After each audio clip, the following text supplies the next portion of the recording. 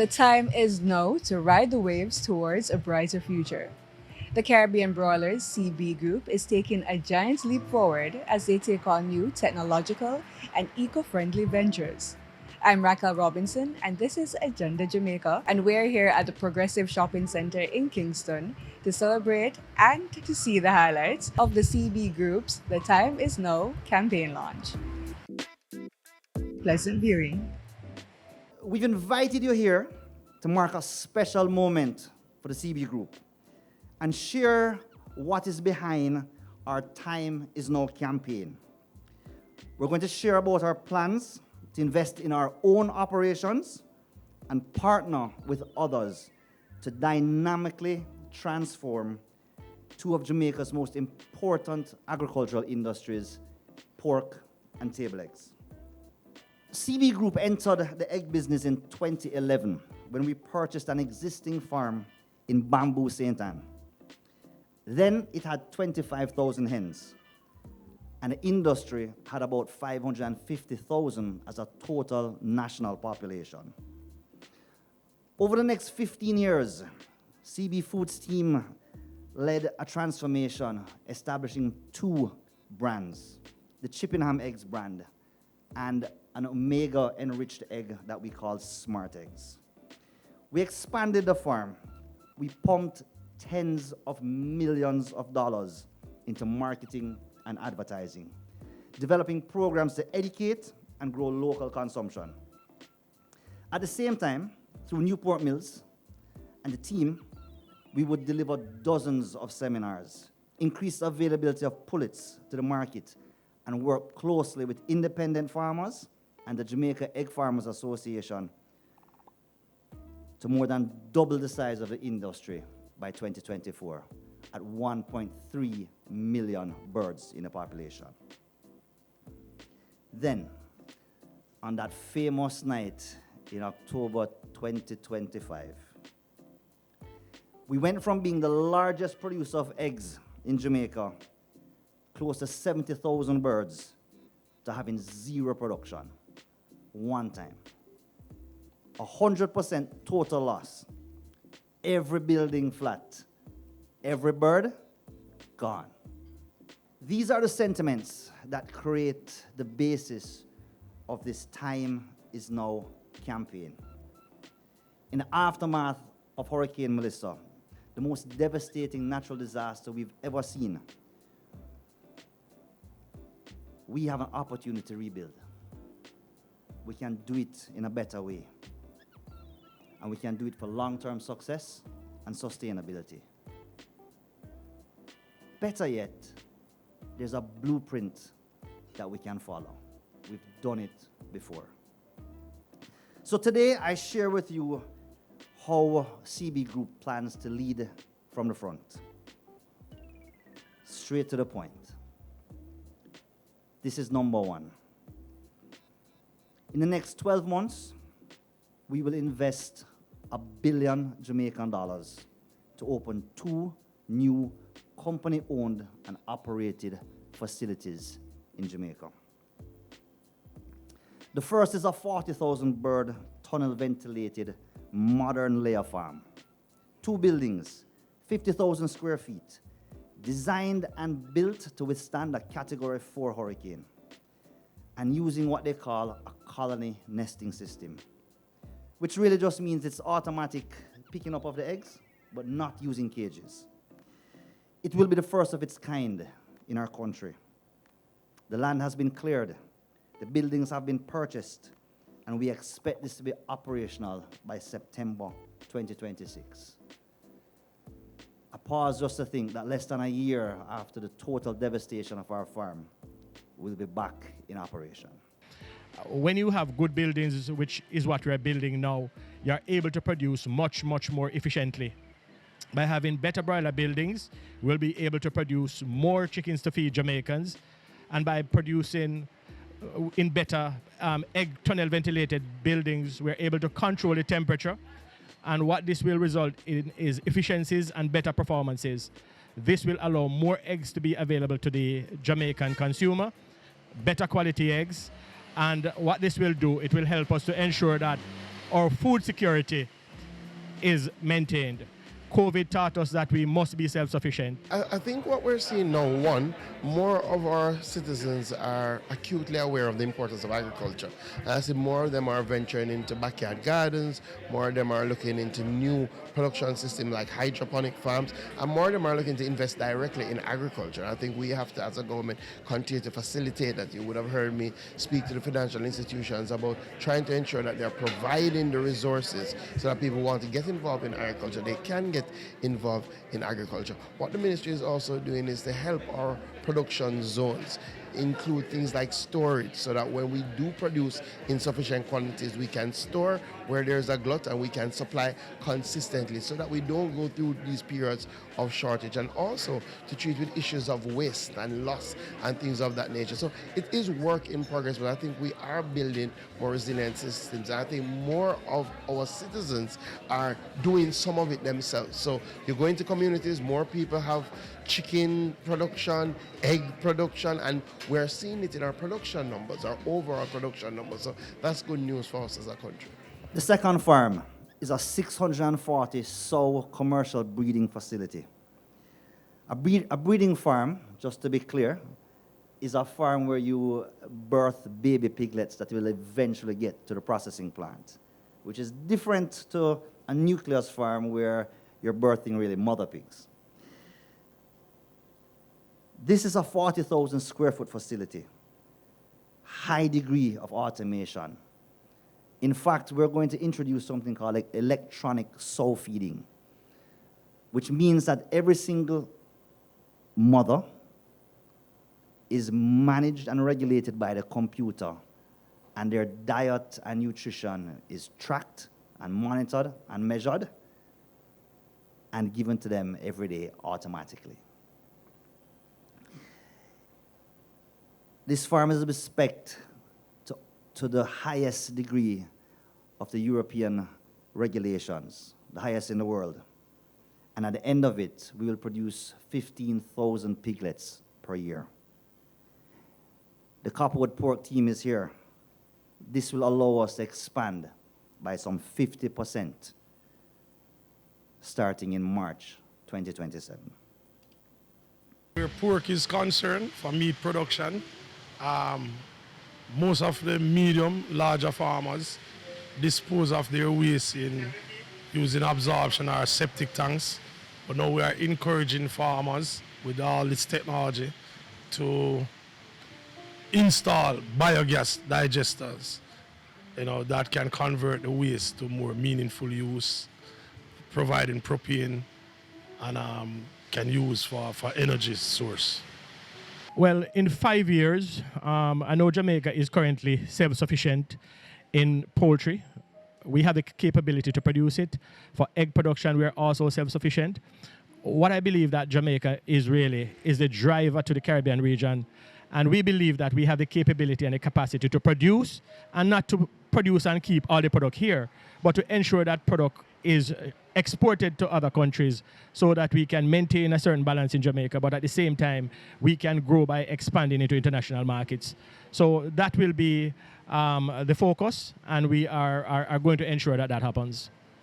With these investments, we are seeding and developing an integrated network of pork and egg contract growers that will be 100% tunnel ventilated modern housing. The 40,000 layer farm is going to be a pilot. The 640 sow farm is what is going to feed these pig contract growers. And over the next few years, we'll be looking to establish relationships with 10 to 15 contract growers to put up approximately 20 buildings. This represents another $2.5 billion in investment in our economy. What we've seen, especially with the example from our broiler operations, is that we reached a self-sufficiency in less than a decade after starting robust contract growing systems, where you have an anchor firm that provides production and technical support to independent contract growers, and it also provides a model for financing. So they're able to now ramp up production significantly. We expect the same will happen with eggs, right? What you will have now is an anchor firm being CB that will contract and provide input and technical support, and will also provide the market so that those agricultural entrepreneurs know for a fact the return on their investment. The banks also know how they can finance and what will be the return time frame, so that leads to rapid growth. And that brings me to number 3. In reality, these investments will just set off a chain of future and further investments by our company. The first, a central packing house, where eggs are to be collected from the farmers, sorted, washed, packaged, and ready for distribution. The second, a liquid egg plant, which will be for the entire industry, not just for integration. And third, a new processing plant for pigs that will more than triple our current capacity. Now, it hasn't been an easy last few years for agricultural sector. We would have gathered after Hurricane Beryl and would have been extremely distraught at the sort of damage that was levied at our agricultural sector. And a number of people would have questioned, do we have the wherewithal to continue? And then before we were able to answer those questions, our reality was compounded by Tropical Storm Raphael. Some people forget that one. But the amount of rain that Raphael caused. Just like how some people forget that in 2023, our discussion was about drought, not about rainfall. It was the hottest year on record. And after Beryl, we felt that Beryl was a once-in-a-decade sort of hurricane. And as such, just like Ivan 10 years before, we would have another 10 years break before we were facing anything of the sort. And there came Hurricane Melissa, the largest hurricane, strongest hurricane to make landfall, causing over $30 billion in damage to our agricultural sector, over 1.2 million heads of livestock, largely poultry and our small ruminants, and over 40% of our egg-producing birds were lost in Hurricane Melissa. A lot of this has been really pushed by the devastation of Hurricane Melissa, and seeing what has happened to the industry, to the farmers, to, and to production in Jamaica. When we lost our farm, the egg farm, during Melissa, we immediately had to figure out what we were going to do. And what we drew on was our experience from Hurricane Gilbert, when Gilbert destroyed the broiler industry. So from the very next week after Melissa, we've been looking, we've been planning, we've been seeing how's the best way that we are going to rebuild. And we took this decision that we're going to build back in a better way. Sustainability, resilience, and we're looking at tunnel ventilation to grow the market, contract growers to share the risk, and grow consumption and production in Jamaica in a very big way. The idea is to double production of eggs, double the production of pork over the next 10 years, and do that with an integrated operation and also in partnership with independent farmers all across Jamaica. In fact, when you look at our egg production numbers, we were celebrating in 2023 that we had surpassed 240 million eggs for that year. Then Hurricane Beryl came and we said 250 million eggs for that year. Then Hurricane Beryl came and we suffered some damage and we went down to 240. And then last year, we would have produced 174 million eggs to show the significant impact of the weather-related events on our agricultural sector. But again, it provided us with the opportunity to really see where we were as a sector and to craft a path forward. One, despite suffering significant damage from Hurricane Beryl, we were able to again pass 700,000 tons of domestic production. In fact, in 2025, we were so excited that we were going to hit our highest production ever. And then Hurricane Melissa came. But I'm not telling you a sad story, because despite Hurricane Melissa, for the second time ever in our history, we passed 800,000 tons of domestic production, and that's despite Hurricane Melissa.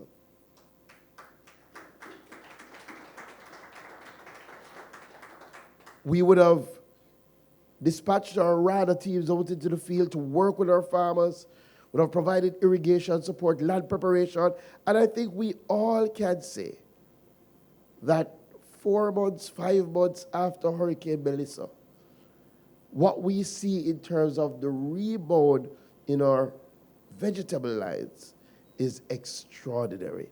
And our farmers should be applauded significantly for the work that they have done. And even in relation to our eggs, I remember early out we sat and met with our Egg Producers Association, and they indicated to us that they had lost over 40% of the birds, and we would need to tap into external supply, and as such, we would have gone to the Ministry of Finance and gotten a waiver to tap into external supply of eggs to February. And in our consistent meeting with the egg farmers, I remember when we met in February, they said, we are seeing tremendous recovery. In fact, instead of our farmers just pulling out, as we thought some of them may do based on the amount of damage that they suffered, most of our farmers have set about to rebuild. And as such, when we envisioned that it would take us to about mid-year to consistently tap into external supply, we were able to end the waiver regime at the end of February and to start depending on our local supply of eggs to bring back the market. And I know this story touched a number of hearts, the story of Mr. Bromley.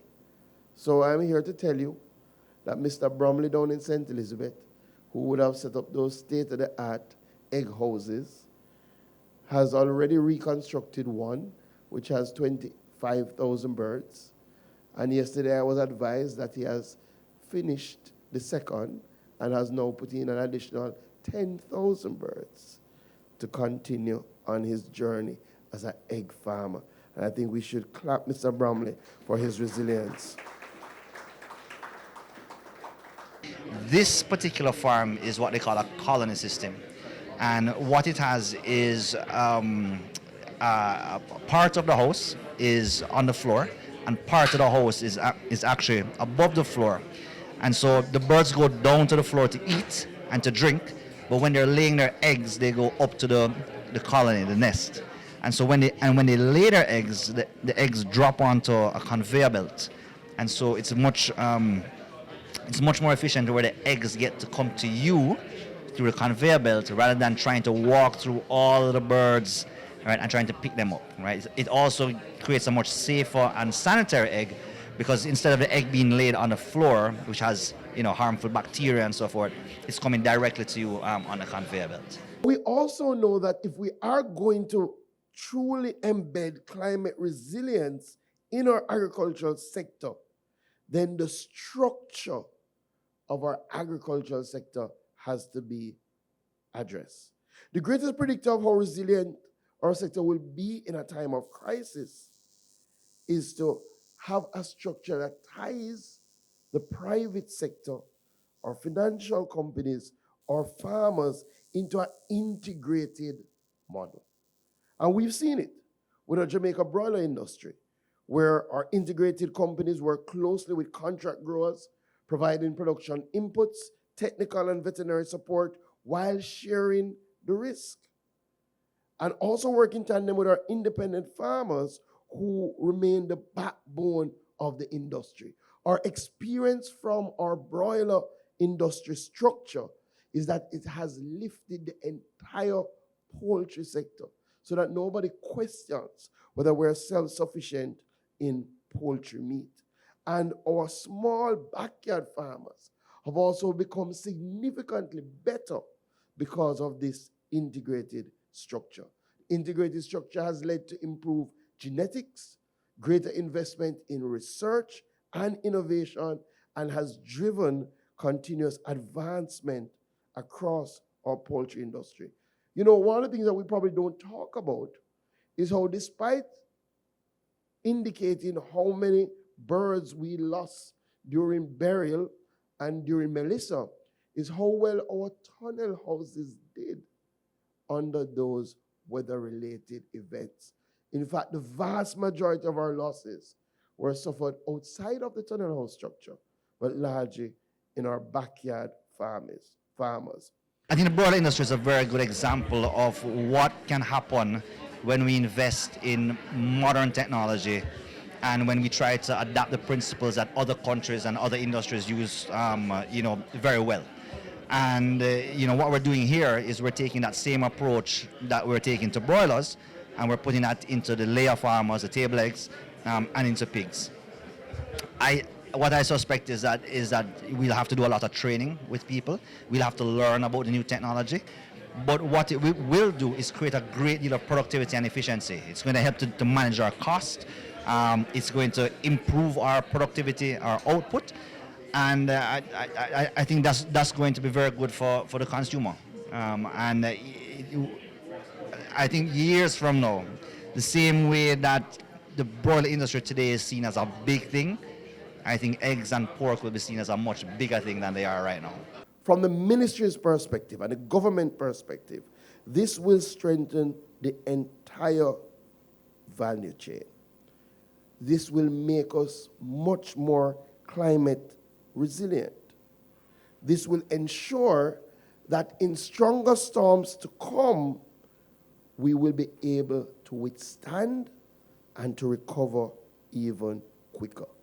Ladies and gentlemen, this is genuinely how you build resilience in our agricultural sector.